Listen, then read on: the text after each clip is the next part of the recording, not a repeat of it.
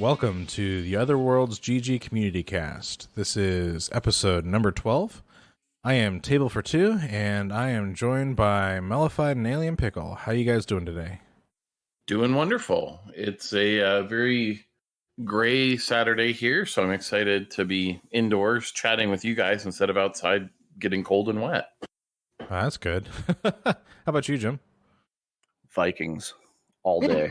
Valheim, huh? Yeah, that's the Dude, new I told hotness, you man. guys it was Viking month, right? And it was like what all went on, right? It was like, well, they had that DLC that just like injected Vikings for no reason into that zombie game that I can't remember the name of. Mm-hmm. Dead Rising, Dying Light. I'm sorry. Yeah, yes. Yeah, Dying Light. The other zombies franchise. Yeah, there's and then we had like Assassin's Creed Viking game, and yeah, it's like a whole lot of Viking going on. So then Valheim came out, and I look at my Steam friend list, and Everybody's playing it's a column of people playing Valheim. That's actually got to say something though. It's a good testament to the developer, and it's still in early access of all things. So for it to be this popular in early access, I think says a lot. Here's numbers: 4 million sales in 2 weeks on an early access title. It's the 5th most played simultaneous game because they had like over 500,000 simultaneous Vikings the other night. So it's the number 5 game in Steam history as far as simultaneous players, and it's only been out 2 weeks. That's impressive. That's really good. This is called giving the players what they want that nobody else has serviced. In a way, yeah, because it's definitely it doesn't take itself seriously because it is branded as a fantasy Viking thing, so you don't have to worry about any of like people like, well, this isn't historically accurate, so but yeah, no, that's really awesome. I'm definitely digging it too, so that's great. In other news, though, we have intro music now, so we've got a couple of episodes. So we actually added the music in before we made any of the announcement on it. But yeah, we've got some lovely intro and outro music now, as provided to us by a friend, real life friend and community member, String Sultan. Yay! Yeah, he's a really cool guy. So props to him. He doesn't have anywhere really to go check out much of his stuff kind of yet, but if we ever can link you to any of his work or his stuff, we'll certainly do so in the future. But we're super thankful for him. So I just wanted to do that quick shout out. But as they say, let's get into the news. What do you got there, Mellified? Holy smokes! I feel like we have some shows where we go 2 weeks and not a lot happened. This is not those 2 weeks. This is jam packed. I have been working on the show notes for an hour, and I feel like I missed a lot of stuff. So we're gonna have to try and get through it all. But there's a game that you may have heard of called Call of Duty Black Ops Cold War. I've heard of this. Yes, it's popular with the youngins, as they say. No, it's one of the more successful entries in the Call of Duty franchise, and it carries with it Warzone, which is their paid / free to play battle royale mode. And it's getting to the point, this game has gotten so big that soon, if they keep updating and adding content, a 500 gigabyte PS4, the base model PS4, won't have enough room to put that game on its hard drive. That's the thing. I mean, like, how do you sit and think that that's a good idea? Well, I feel that forcing Warzone down people's throats is not the way to go. I completely 100% agree. Yeah, especially since it's not even in that game. It's loading last year Call of Duty's version of engine. Warzone. Right. Well, and that's part of the problem is they're pulling forward all this old content, all these old textures, everything else. Well, what I really feel that they need to do, and this is the thing that bugs me, is it's Warzone is its base thing. For whatever reason, they're making because Warzone's free. what I really, and I hate to do this, but what they really need to do is like come up with some kind of just like base install that has the options to add on all these other things, a la like a Master Chief Collection, collector's edition, right? Like the Master Chief Collection. You install that thing, but then you can piecemeal once you want. Do you want multiplayer from Halo 2 and then like the single player campaign of Halo 3? You can do that. You can mix and match what you want actively on your machine. At least on Xbox, you can do some of that, but it's not terribly well implemented, to be blunt. There were 2 content packs, about 8 gigs each, that I needed to be able to play online with some friends in one of the modes, and they don't exist in the Microsoft Store as like web listings. The only way you can get them is to load up the game, go in and initiate the download from there. And once you do that, then it's linked to your account and you can re-download it as part of the game. But it's frustrating because you think you have the whole game, but in fact, there's these secret components that you need to make sure you have to play specific modes. Well, I guess the point I was making with that though is like with Call of Duty, right? Like if I just wanted the single player campaign of the new Call of Duty and not Warzone, I can't do that. I have to have Warzone installed, and then I can install. Yes. Right, and you also can't say, "Well, I'm only playing the multiplayer that's in the new Call of Duty." Like just the multiplayer, which is not Warzone at all. Like team deathmatch and stuff like that. Like exactly, or zombies. Right? Yeah. That bothers me. You can pull some of it out. To be fair, like some of the single player stuff and some of the multiplayer, but it is not like one checkbox, remove all single player content or remove all multiplayer. I think that's part of the frustration. But they're talking about here, if you have all of it installed and you want all of that content, just for these like 2 games or whatever it is, you're gonna need to start making some room on that 500 gig hard drive, and that is batshit. Pardon the expletive, but like it's bad for a PS4. It is infinitely worse when I bought a brand new PS5 or Xbox Series X, or God forbid the Series S, which only has half a terabyte of storage also. Right. So those brand new consoles, the only game you can play is something that doesn't even take advantage of them, because you're playing Warzone or from the Modern Warfare engine from last year, which doesn't have any enhancements for the new consoles. So yeah, it's a mess. Yeah, yeah. Go ahead. No, it's stupid. I really think they need to just stop. You know, they really need to work on optimizing the crap out of that game. Well, it's senseless nonsense that just doesn't make sense. So here is the wacky thing, and I think we've touched on this before, but the reason the game is so big is because they're not compressing things. The reason they're not compressing things is that the CPU in the Xbox One and PS4 is a piece of crap by today's standards. So doing the decompression takes a really, really long time. So you get ridiculously long loading times if they go through and compress all this stuff. So that's a huge complaint, obviously, that players have. And it's been, to some extent, made worse because the new consoles are so good at loading things very, very quickly with the new SSDs. Yeah, so I have the solution for the whole mess, and it can come from the console in a patch, right?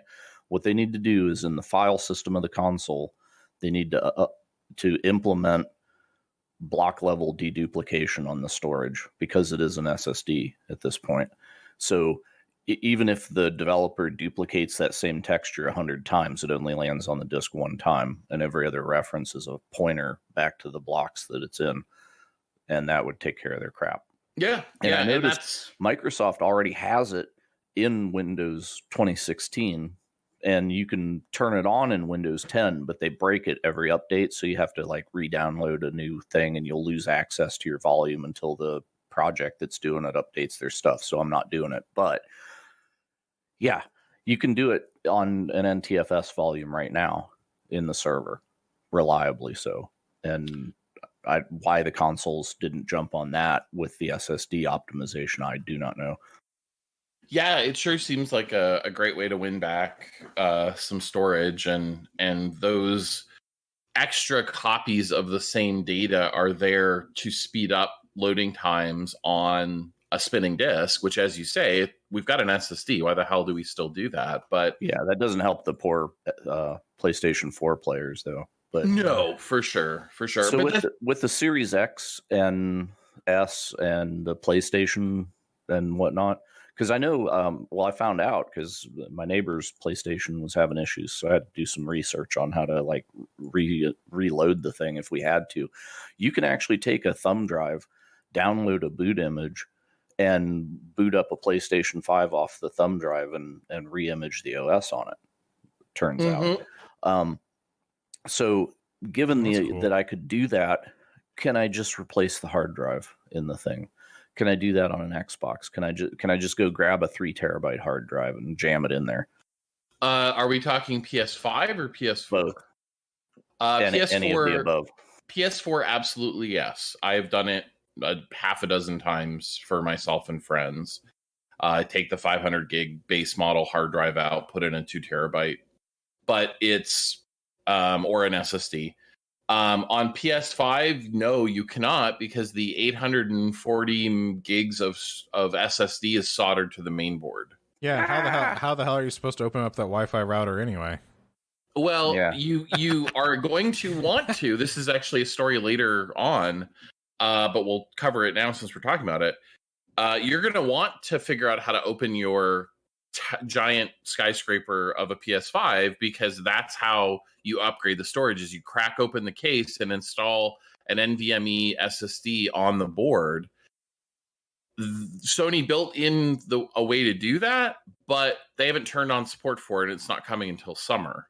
That's terrible. So like that goes back to my other thought though too, which was like the Xbox Series X, right, has an expansion slot on the back. Yep. For what looks like, and it's funny to me because it kind of reminds me of like GameCube memory cards. They actually have an expansion slot for like fast hard drive, like these new hard drives that they've come out, terabyte sizes, right? So you can swap out hard drive space on the fly on the new Xbox. And I mean, I understand it's like more peripherals you have to buy and whatnot, blah, blah, blah. But I mean, if you're going to talk about putting a 500 gig game, at what point are we starting to revert back to just like high speed, like hard drive cartridges for games? Well, and to be clear, it's an SSD in that little thing, not a hard drive. But yes, right. I mean, yeah, we're basically, that's where we're headed. Is why not make it an M2 on a stick? And it is okay. Well, there you go. That literally is what's in that little package. Is the short, I forget, the 2280, is that the name for the super short SSDs? I don't remember off the top. I don't remember the so names, it's like an M2, but it's the stubby version. Yes, the little tiny version. So is it like off the shelf? Then I could go just acquire one and put it in. Well, no, because you need the proprietary. Well, the connector into the main board, the external connector, is not something that's standard. Jank. Okay, but so yeah, the PS5 you can use a standard off-the-shelf NVMe 4 SSD, but that's the problem. Is Sony hasn't announced a certification program. They haven't listed like a compatibility thing, and they've told people don't go buy them until we do that, because we won't guarantee that it'll work unless you buy one of the ones that we've approved. Right, and they might forcibly disable non-approved when people do it. Because Sony, So the other thing, right, it is my long-standing opinion about Sony and storage is a very negative thing, because, like, what if you bought a Vita? Well, you can't just get any memory stick. You have to buy a Sony memory stick that costs, for some reason, 5 times more than any other memory stick, just because it happens to fit in a Vita. Yeah, no. And then you have Nintendo with their whole refusal to get it on various topics. And pick one. Right. Yeah, so I'm just done with Japanese console things. That's it. They've pushed me out of their ecosystem because they do too much Japanesey and they refuse to get it. And I feel like Microsoft's the only guy in the room that gets it. Yeah.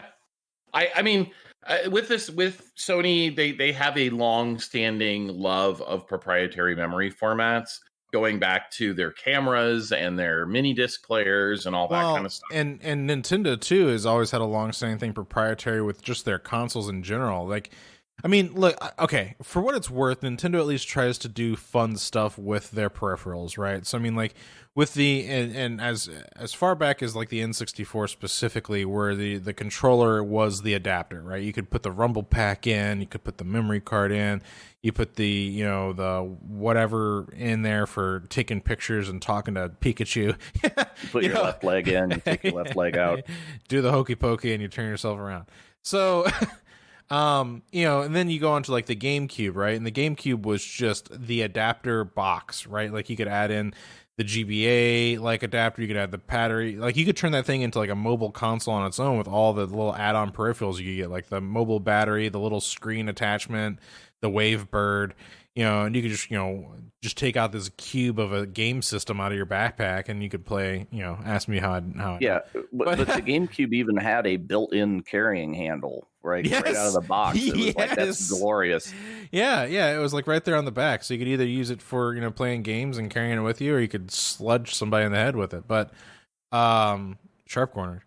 But and then you keep going on from that with the Wii, right, with its motion control stuff, which I mean, it was innovative enough, and it was one of the highest selling consoles ever because of like how universal it was to put into like nursing homes and stuff. Like there's all those articles that came about how like people could have bowling leagues in their nursing home now because they all play on the Wii and do the the Wii Sports and whatnot. And then you take that even further.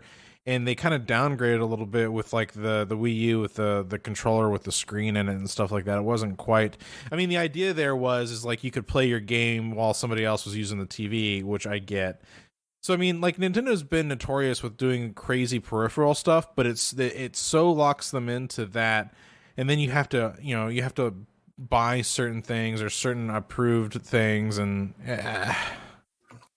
to their credit, though. Nintendo has been using standard memory card formats for a very long time. The Wii uses SD card, the handhelds use micro SD. Yeah, and thank you, Nintendo, for using SD cards on the Wii. Otherwise, I wouldn't have been able to hack mine. Well, and that's the fear. That's part of the why I think Sony clings to these proprietary formats. But like I said, to their credit, Sony has given you the ability to crack open your PS4 and upgrade the drive. They're promising that you'll be able to add storage to the PS5, although we haven't seen it yet. In contrast, Microsoft has tended to go, they don't want you opening that box, right? Excuse me.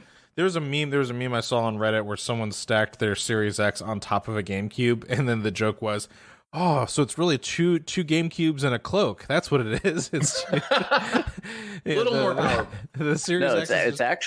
It's actually that thing that you used to be able to buy for your Nintendo that like sat under it and let you play Game Boy games that you'd. Yeah, remember that thing? It was no, that's what I was talking about, like the GBA adapter and the GBA. Okay, because that was. I guess it was just right? It was just the game. It was Game Boy, so you play Game Boy games, Game Boy Advance games. So the one thing that I feel that they had a thing, all right, and they failed to actually make the most of, because it could still be a thing, was that card reader dingus that Nintendo had, where you could actually get like, here's Mario Brothers on a trading card, because the whole game fits on the magnetic stripe, and you just swipe that in the controller add-on thing, and you just loaded this game into your console. Yeah. Amazing. Yeah, well, there's there's several missed opportunities. I'm sure we could do a whole show on that at some point. But I do think, it's interesting. Microsoft has taken an approach where they don't want you inside their box. They give you ways to upgrade externally, typically. Where Sony's kind of like, yeah, just go do your thing, go upgrade whatever. But I'm actually, I guess the point I was going to make was I'm actually a fan of the way Microsoft is doing it, though, because like they're thinking ahead in terms of like you could have a series of like these terabyte hard drives, because they're thinking about the people who want the physical, right? These people that still want to cling on to the physical stuff. They want to be able to download all their games, have them. They they don't want to rely. I'm kind of like one of those people sometimes too. Like, I've got like 14 terabytes of hard drive over here. I'm still running out of space for all my games. So, well, I bought an Xbox just 2 days ago. They're actually available, and interesting how they did it, because the only way that you could buy the thing was if you bought the 24-month financing version. Yeah, and so I think that was done specifically to screw over the people that were going to just buy a bunch and scalp them. Because now you have to apply for a credit line for each one. So, hey, you've already got one rejected, right? Right. So, yeah, I'm sure. Well, because you said you told me the other day, you said you went and checked to see if you could just buy one outright, and they said they were out of stock, but you could go and do the financing thing, and that got you one. Yep. So talking about like the legacy thing of the platform and back compatibility and Microsoft getting it right is like, I have a big binder out there that's all, because I don't keep the boxes for games, but I keep the discs in a binder thing, right? Like a DVD. Yeah. Deal. I've got a couple of those. Yeah. So all my games from original Xbox and the 360 are in that. And the new Xbox has a DVD drive. So that means I can actually just go open that thing up and pick a game and slide it in there. And I'm playing my Xbox original. Not all games are, but a lot of games are. A lot. Yeah. So, right. Like, unfortunately, SSX Tricky did not get ported, but SSX 3 did. So I'm a little sad about that, but I can whip out Crimson Skies. I was about to say we can finally play some Crimson Skies probably. Yes. I'm excited about this, actually. Dude, that means all three of us have Xboxes now, so we'll probably be able to do some content there. So yeah, absolutely. But that's why, like, I committed to the Xbox, is because the other options that I will admit, I am tempted by the GameCube, or not the GameCube, the Switch, right? I'm tempted, and I saw where they're coming out with apparently the rumor is like the Switch Super Nintendo Switch. Yeah, the Super Nintendo Switch. I think it's clever in its naming, if I'm going to be honest, but like here's the thing about Nintendo. As much as I love Zelda games, speaking of which, 35 years, congratulations, Zelda. You know, that's awesome. But I every time I look at the Switch, I cannot for the life of me justify it. I want to, because I know that there's some good content there, but like every time I look at it, I'm just like, I can't with you right now, Nintendo. I can't because of all of the shenanigans that you put me through in order for me to enjoy my games. Like, if I wanted to play just a game single player by myself, fine. But like, if I want to go online and play with my friends, or if I, there's that whole subscription thing, which I get is dirt cheap, but like, Nintendo just does everything bass-ackwards when it comes to their online stuff compared to even Sony, or Microsoft, just to name a few. But and then Sony's kind of the same way. Where like Sony's got a couple of games coming out on the PS5 that look spectacular. The new Ratchet and Clank, I would love to play that. That looks amazing. But again, there's just something about it, like something with what they're doing with, and I guess Jim's. It's whatever these companies are doing, these Japanese companies are doing, that there's just something about the way that they handle their ecosystem that just is not friendly with my gaming environment. And I wonder if it's actually like, if a Japanese cultured person could explain to me what is it in their culture that makes this acceptable to do things like shut down a retro game bar and stuff like that, because that to me would be such negative press. Like, nobody would do that. Like, yeah, we have every right to go shut this guy down, but why would we want to be perceived as like super douchebags, right? But these guys are just like, no, shut them down. So it just, I don't understand it, because it is an establishment that's for the fans of that company. Oh, we're going to go in and kill it. Well, and again, this is not to say that both Sony and Nintendo have great quality games to be played, and that people shouldn't buy them, because I'm not trying to say people should boycott them at all, but like, because Nintendo's still, I'm going there. Like, well, I mean, burn them down. Nintendo's still a great company for making games for kids. So like, if you're wanting to get like kind of like an entry thing for like your younger generational kids, like I'm thinking about like kids like under the age of 10, right? It's a great entry into that. But actually, just get them a cell phone, like $100 burner phone. And I was talking to my buddy the other day. He was saying that they've been holding off, but they finally got their daughter an iPad, and she's been going mental over Minecraft. I'm like, man, what is it about Minecraft and kids? Is Minecraft the new Lego? Is that what that is? Yes. Yes. Because I guess so. You can create stuff. And okay, so here's the whole thing as a kid, like, hey, look, here's the thing I made.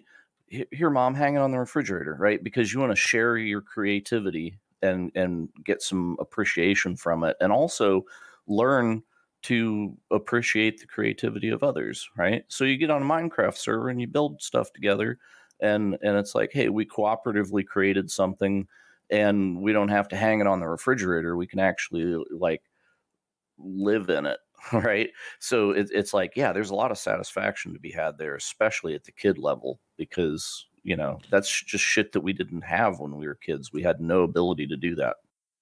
Right. Well, let's keep moving on through the news here. There's some other really interesting stuff. One of the things that I know that Mollify and I have talked about in the past was Xbox. Their accessibility program is like second to none.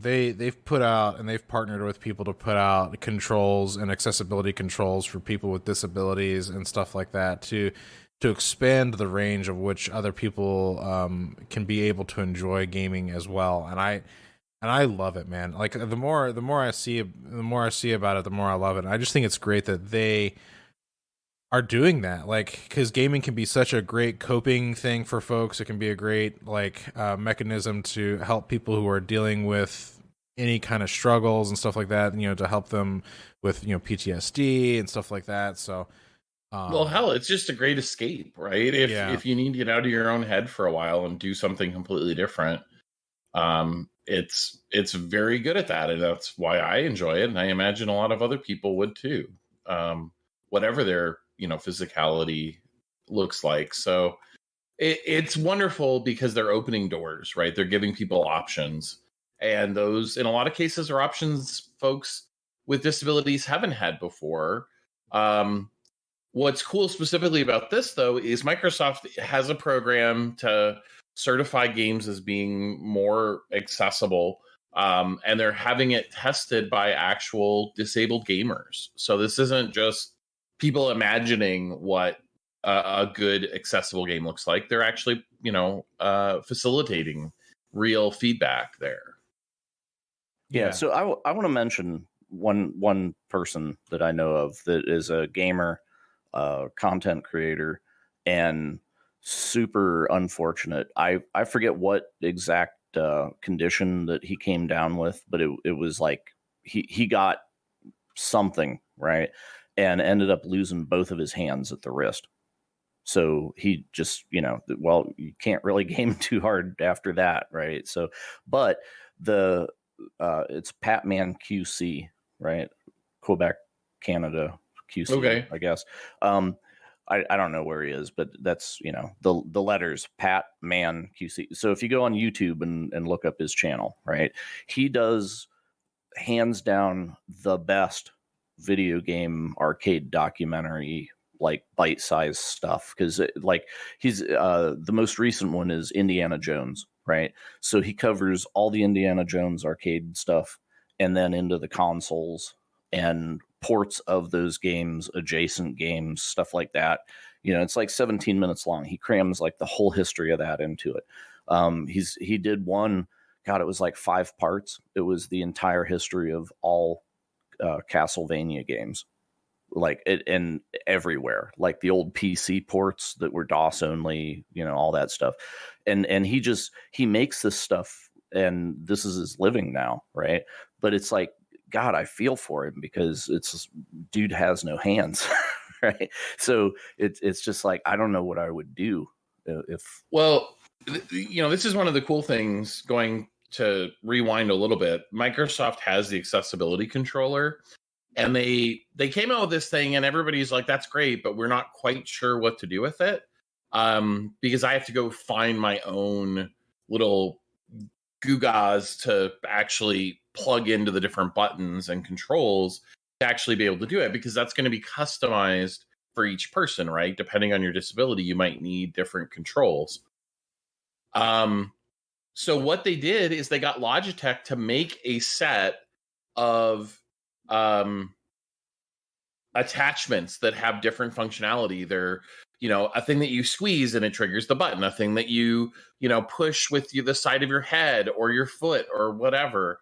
And so they created a package of all these different accessibility controls so that it would make it easier for people to get somebody set up with a functional accessibility rig for them.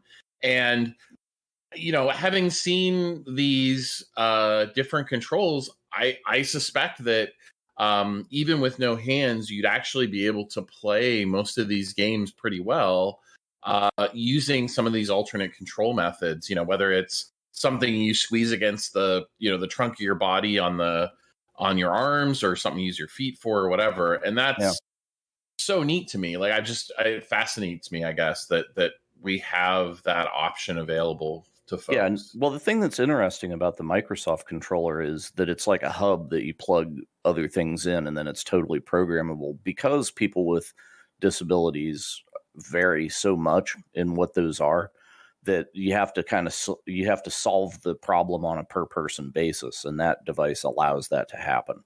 So that's super cool.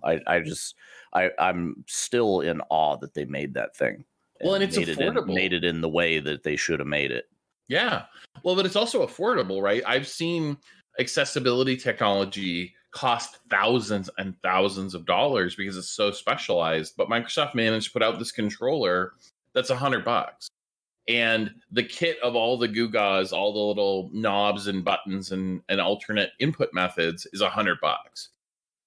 So for $200, you can play, get pretty close to playing, a lot of these games. And what's even cooler is, with a little bit of extra tech, you can even make it so that Xbox controller can work with a PlayStation, can work with a Switch. So if you have games on those systems that you want to play, or you have friends playing on those systems and you want to interact, you have that option as well. And so, like, I think it's glorious. I'm so excited about seeing Microsoft really putting their money where their mouth is, and helping the state of people's lives get better through games. Yeah. It's fantastic. We've kind of turned into the Microsoft fanboy channel this week, I think. It's nothing new though, because like early on, like I was definitely, I would love Microsoft to come to us, because I will shill for them. And I hate to say it, but like Game Pass to this date is one of the best, if not the best thing in gaming right now.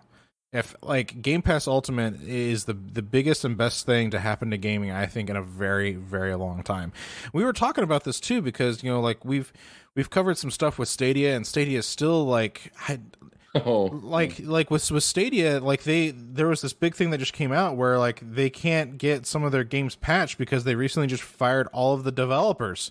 So it's like, what are you doing, Stadia? Like, what are you doing, Google? Like, and we all saw this I would tell you what they're doing, but we kind of want to keep that language to a minimum. Well, yeah, yes, we do. Sure. But it's just so funny that like that kind of happens, but yet here's Microsoft with their Game Pass, and not just that, like so the Game Pass Ultimate stuff allows you to also do their xCloud thing, which is where you can stream games to your console, or you can stream games to like a mobile device, right? Like through their xCloud thing. So like on my phone, I can stream Super Lucky's Tale.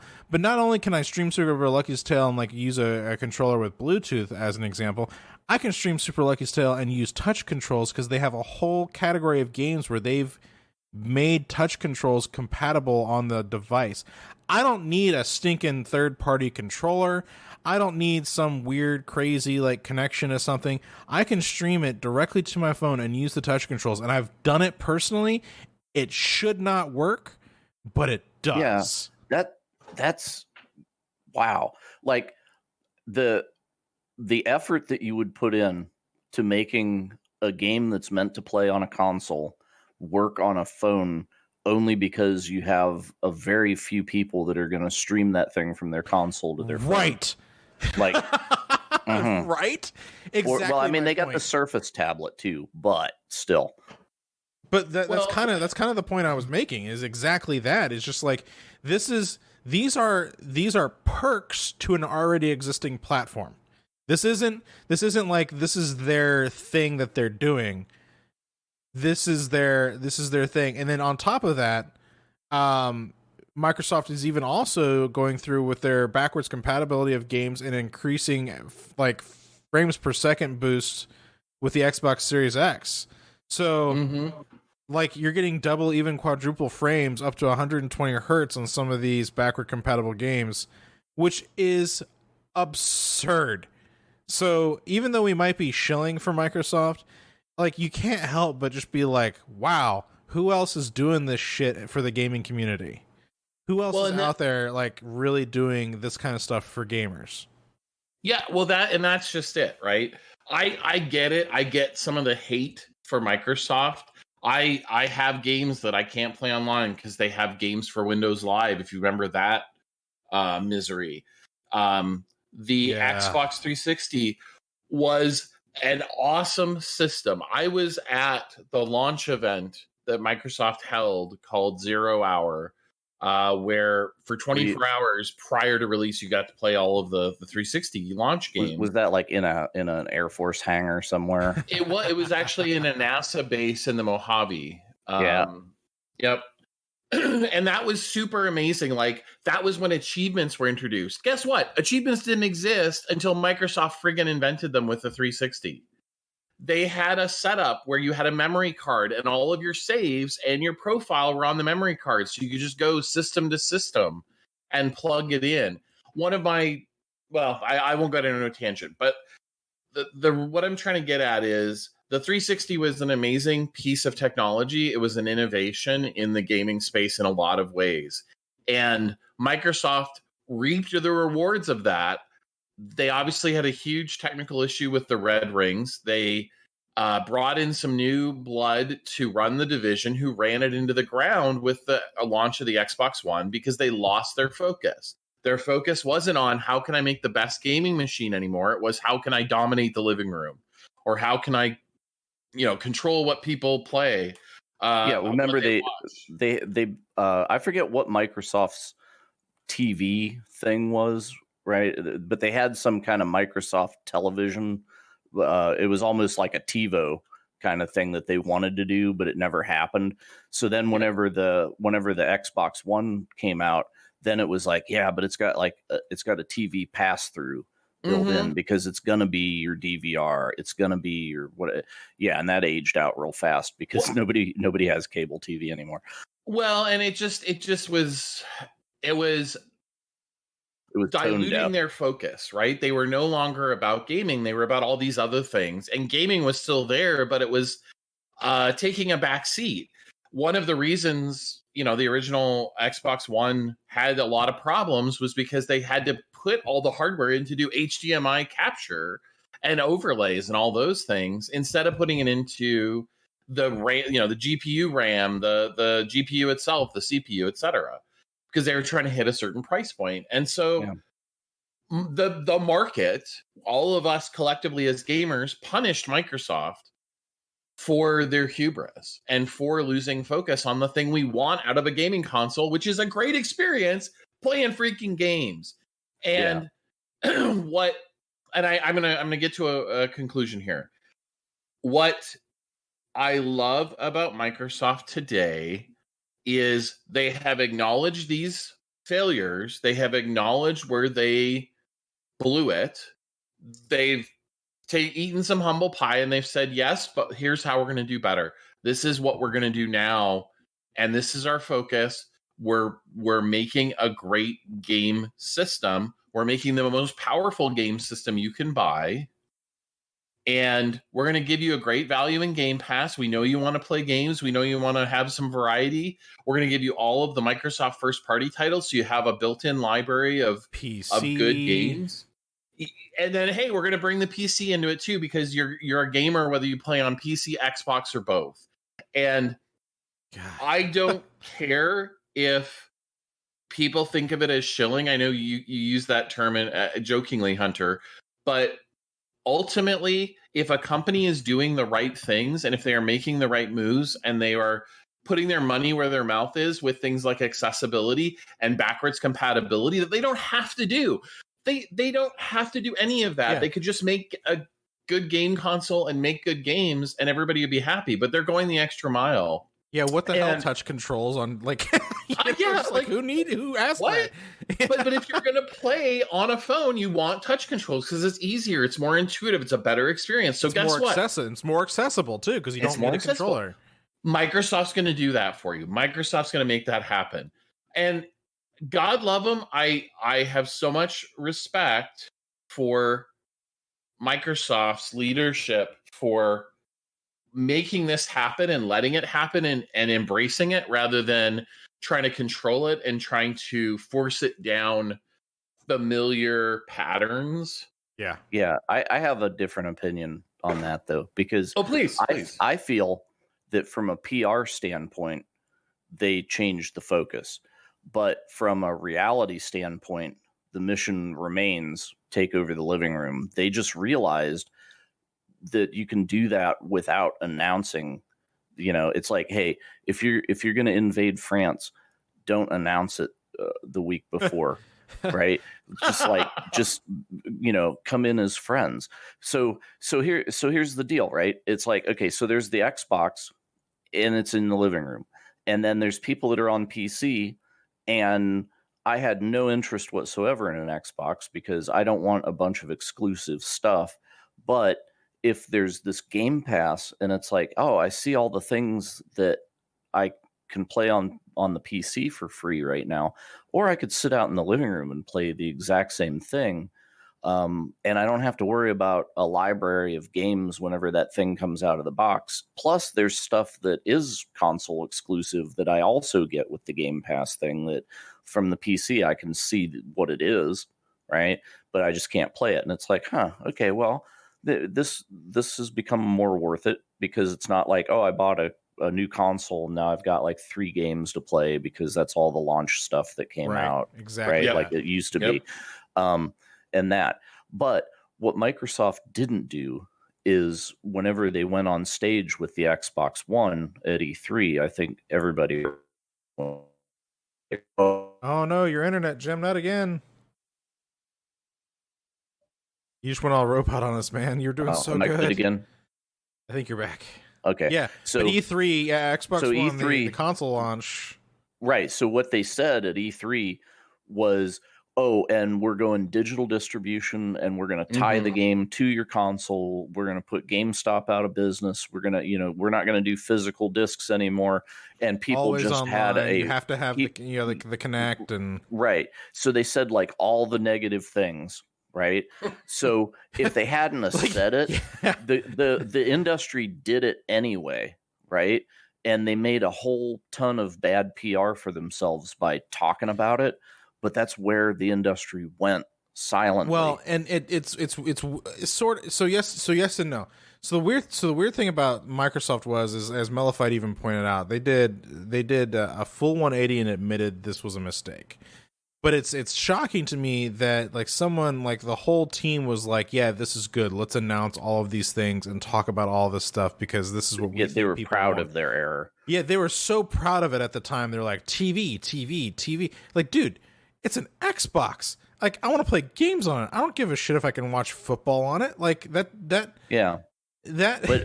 But I feel, and then to say it's always online, then you have to have this camera and mic. Like everybody's gonna have to have this camera and microphone in your room. You won't be able to trade your games. And then Sony had the perfect opportunity to come out and like meme the crap out of them afterwards. And they did. Oh yeah. And they went hard on it. And so I feel like Microsoft has gone and done a full 180 on all those things and turned everything around. But to your point about the physicality issue, right? So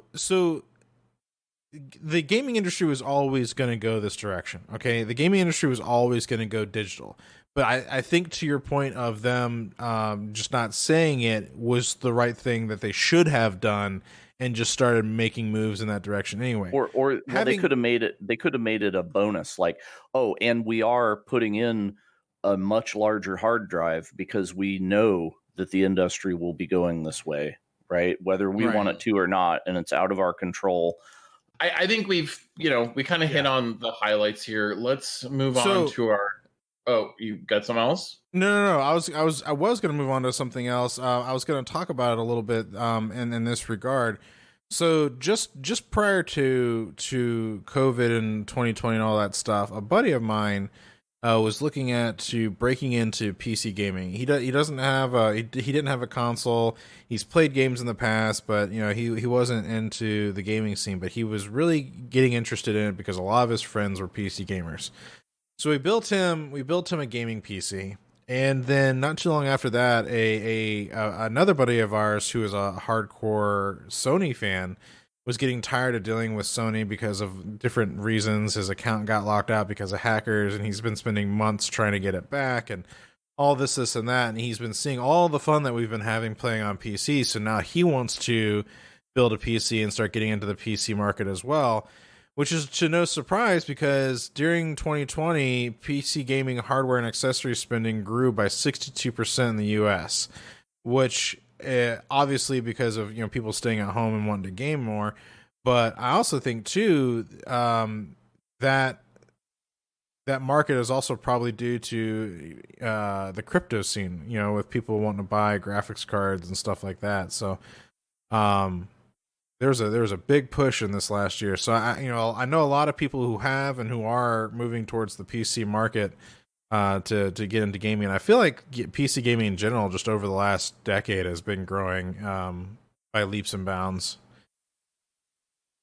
Yeah, it's surprising to me how common it is to hear people talking about PC and their rig and what upgrades they're thinking about. I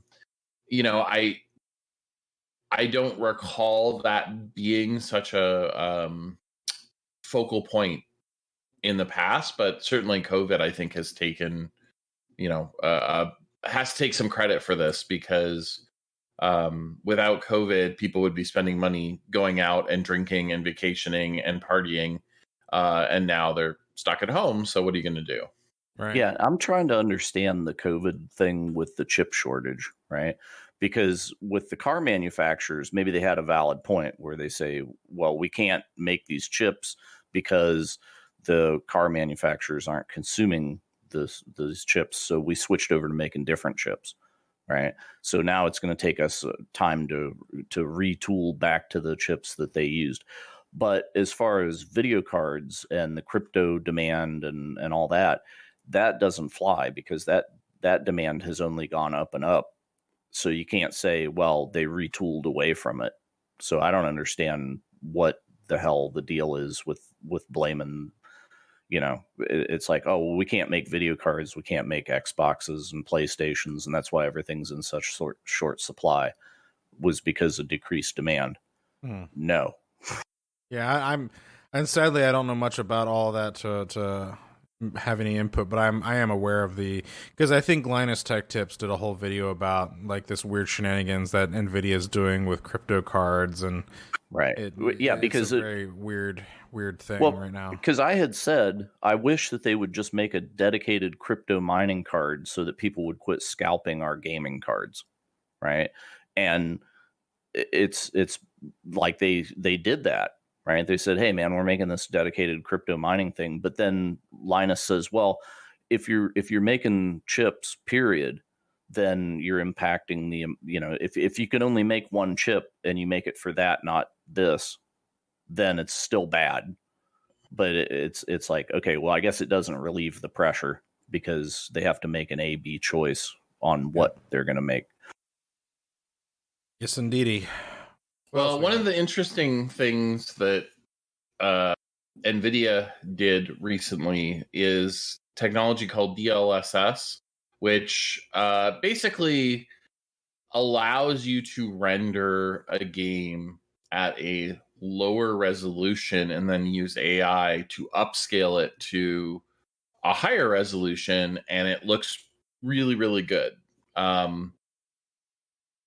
We're going to get a lot more of it because NVIDIA just released a plugin for Unreal Engine that makes it super easy for developers to enable this feature.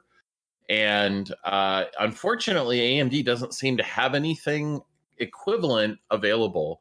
So if you're considering, an AMD purchase versus an NVIDIA purchase, yes, the NVIDIA is a little more expensive, but if you can get better frame rate at the same, nearly the same quality at the same resolution, because you're taking advantage of DLSS, that is it's pretty tough to justify going to AMD at that point, which I think puts more pressure on NVIDIA inventory and finding NVIDIA cards and being able to buy them, because AMD is just not quite as competitive as we sort of hope they would be right now in this space.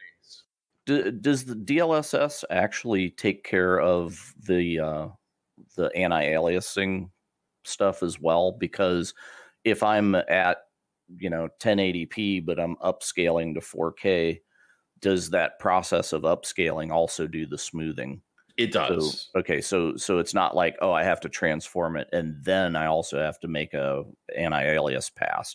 So even if you're not upscaling it, if they ran the upscaler against a 1080p and convert it to 1080p, so just the smoothing pass hits it, right? So I feel like maybe this might be a better alternative to full screen anti-aliasing.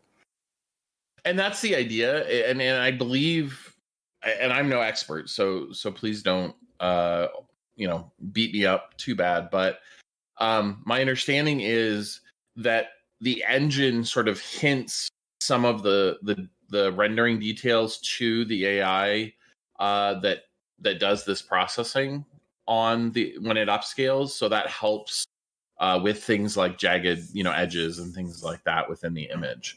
And so the AI is sort of getting a leg up on doing it, which is why this is such a big deal, because it looks really, really good. Almost, in certain cases, you can sort of spot on a screenshot like where it upscaled and didn't quite do the same thing as if you'd rendered it at 4K. But the thing is, if I can render at 1440p and upscale to 4K and get 20 or 30 more frames per second, do I really care about those little details? Probably not, is the general consensus. Well, what else we got here in gaming news? We haven't even gotten through our top story. Man, study reveals. Yeah, I was going to say there's a lot. Can become excellent video game players. Can they be healers? Well, my kids were supposed to be doing that, and I gotta say they had the audacity to develop their own taste in games instead of just being my my player too constantly. It's very, very disappointing. But I have a running joking, not joking with my wife about wanting a pet pig, and she just adamantly refuses. And we live out in the country, so I've talked about wanting a goat that we could tether out in different parts of the yard because they'll eat the grass, so I don't have to mow it. It'll eat the siding off your house too. So well, yeah, okay, but just putting that out there. Yeah, just keep them away from the house. But yeah, so pigs, apparently you can teach them to become excellent gamers, which makes me feel a little bit bad about bacon, but I gotta say, bacon's delicious, guys. Well, Sorry. no, but maybe it's the bacon that helps you to be the better gamer. You know, you ever thought about that? But in a twist of fate, the pigs require the Xbox special disability controller because they don't have thumbs. Yeah, there is that. Well, now that Jim, the Segway Master, has brought us full circle, there are a couple of other little fun ones that hopefully would be quick, but maybe not because we've spent half an hour on our first story. Well, there are some fun ones that I do. I mean, there's some like minor announcements. Like they have officially confirmed that there's a Diablo 2 remaster coming out. Given Blizzard's track record recently, that is kind of a be very cautious. Be optimistic, but be very cautious about that.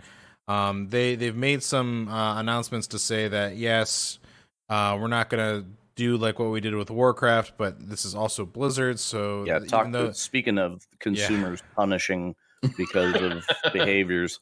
Yeah, no kidding. Yeah. And then also after 13 years, there's the Half-Life RTS Lambda Wars is finally released.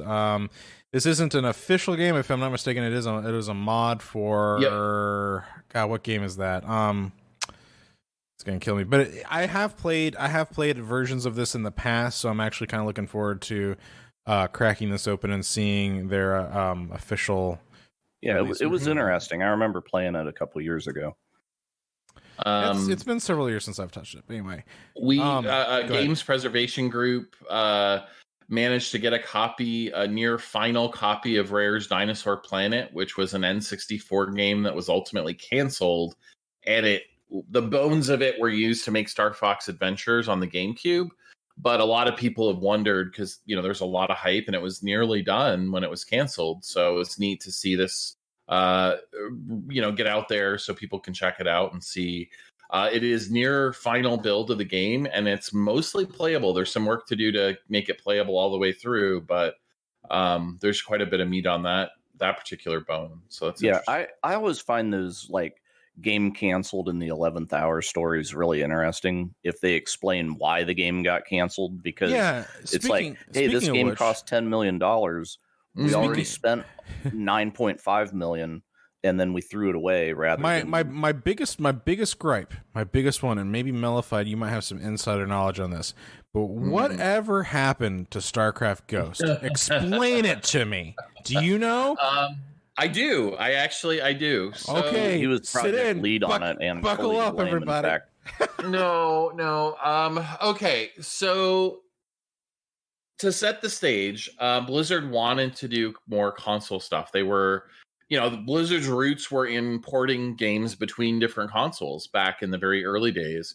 And they've always enjoyed consoles, but their success came on the PC.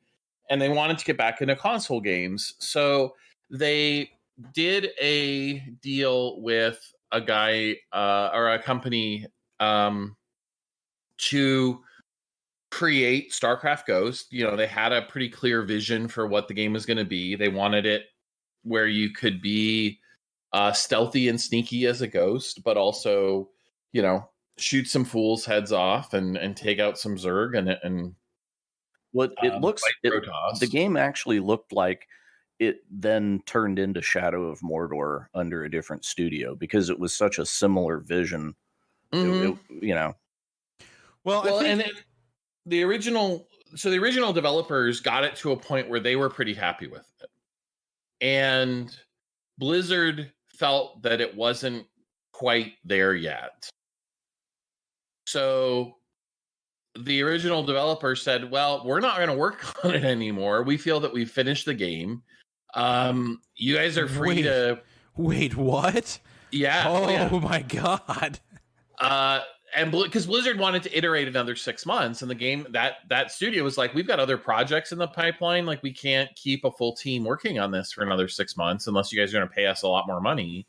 And Blizzard was like, well, no, the game's not done to our satisfaction. That's, not okay. So they pulled the game from that developer. That developer went on to make a couple of games that, one of which was, I want to say it was a Marvel like 2D fighting game, but it wasn't, Marvel versus Capcom. It was like some other one that failed horribly. Very, very poorly regarded, but I can't remember the name of the studio now. I'll have to go back and look. But at any rate, so they were searching around for another studio, and they found a company called Swingin' Ape Studios who had done Metal Arms, A Glitch in the System. And these guys had built a pipeline where they could build the game once, and then their engine was capable of running on GameCube, Xbox, and PS2 at the time. So that was a big deal, right? Because Blizzard wanted it to reach as many people as possible. They wanted to get it on all these systems. They had been doing a lot of the original work on Xbox, and so the idea of kind of building this for this other engine that Swinging Ape had was really attractive.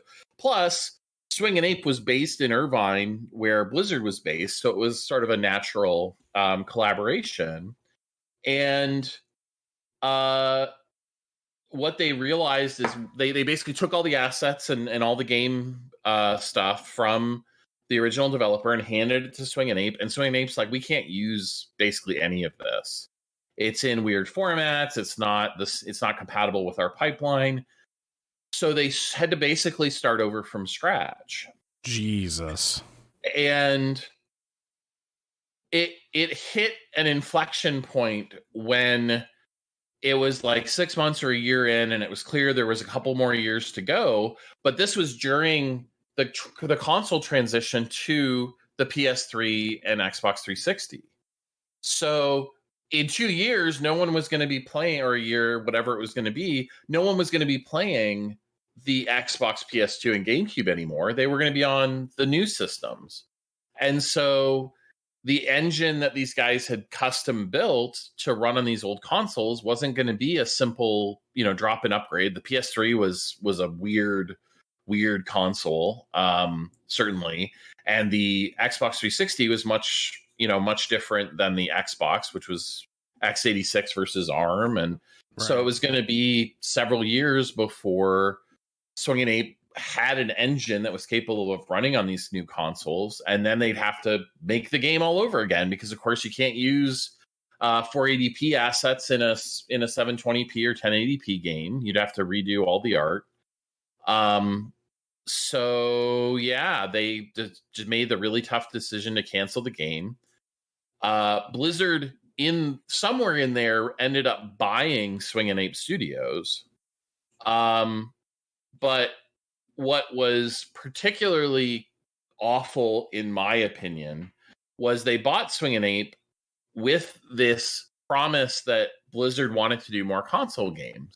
And so they bought Swingin' Ape. They brought in 100 developers.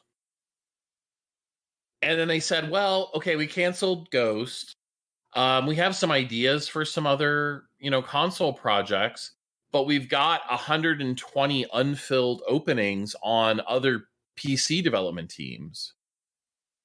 So instead of letting you guys work on console games, which is clearly your passion, because that's what you guys have been doing for the last few years, we're gonna break up your team and then reassign you to the PC development teams internally. Oh, that is excellent for morale. That's yes, terrible. yes. So I really felt bad for those guys because they kind of got shafted, unfortunately. That is unfortunate, and it's stories like that that's really like a shame, because you on one side, and I'm not saying that they were right, but like on one side you have a development team that says, "Hey, here's your finished product." Then on the other side you have Blizzard that says that, well, that's not, we don't feel it's finished enough. We need you to keep working on it until we're completely satisfied. And it's just like, it kind of makes you wonder whatever happened to that. Like whatever happened to what was perceived by where is that perceived finished product from one development team, And that build I think is available. Like you can find it on the sites where you find such things. Interesting. I'll have to now look for it. But what I was going to say was, I feel like what Blizzard did then to make up for that in the spirit of Ghost was in StarCraft 2, they came out with the Nova missions. Mm-hmm.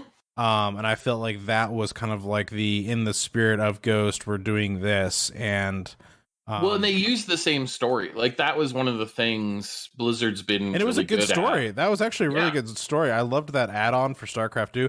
I would love, and I feel like, so Blizzard doing what Blizzard does best should continue to do that. I feel like Blizzard has gotten away from the things that actually made them good, which was good storytelling and good games. And I feel like they could have continued to use StarCraft 2 to tell these awesome one-off stories like Nova's 3-part story that they put in there as like DLC.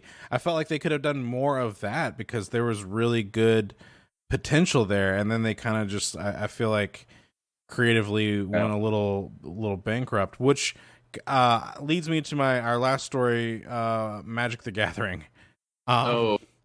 Speaking of like bankrupt on ideas, they're adding in Warhammer 40K and Lord of the Rings to their deck. What? That was my reaction. Yes, like what the hell? This didn't make any sense. This is akin to like video games just adding in weird third-party stuff to like from other games into their game. But this is like more be extreme. Like Pokemon sticks in My Little Pony and Hello Kitty for some reason.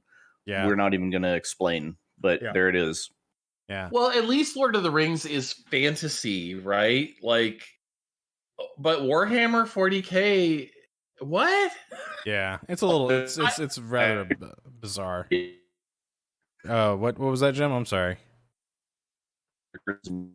Hold on. All other cards in your start all over, please. Oh yeah, my shit's failing again. God damn it. It was clean, right, for the longest time, and I had 57 of them that failed. Well, quickly before you die, what were you gonna say? Oh, I was gonna say, it's like, God damn it! Don't waste your time. Say it now. Yeah. Oh, yeah, it's still happening. So nope. Oh man. Well, for what it's worth, Jim had something important to say there, but we're never going to there. I'm clean. Okay, go. So it's like if you play any Space Marine cards, then there's an Exterminatus. All other cards in your deck be I mean, that's how that would have to work in my mind. I could even see Warhammer and Lord of the Rings, but Warhammer 40K to Magic the Gathering, just I can't even process what that would look like in gameplay. So very bizarre. It is very bizarre, but you know what? We live in bizarre times though, don't we? Well, very cool. This has been episode number 12. We're really excited. We're still doing our giveaway challenge over on our Discord. So if you go to discord.otherworlds.gg, you guys can get involved in all the conversation and get into that 100 for 100 giveaway that we're doing. I guess that's the official name of it now. Sure. Bring your friends. Discord.otherworlds.gg. Come on, join us. Join the community. We played some Sea of Thieves last night. Had a good time. We actually got an alliance, which was a nice change of pace from our usual Sea of Thieves adventures. Run away. yeah, exactly. So yeah, I mean, gosh, there's so much cool stuff going on in the Discord. We have some really fascinating and diverse folks hanging around. Everybody plays a little bit different stuff, but we all seem to come together and play games as a group too. So super, super fun. So yeah, come on and check it out, and we really appreciate you guys listening to the podcast, and we'll see you in the next episode. This has been episode number 12. Yeehaw!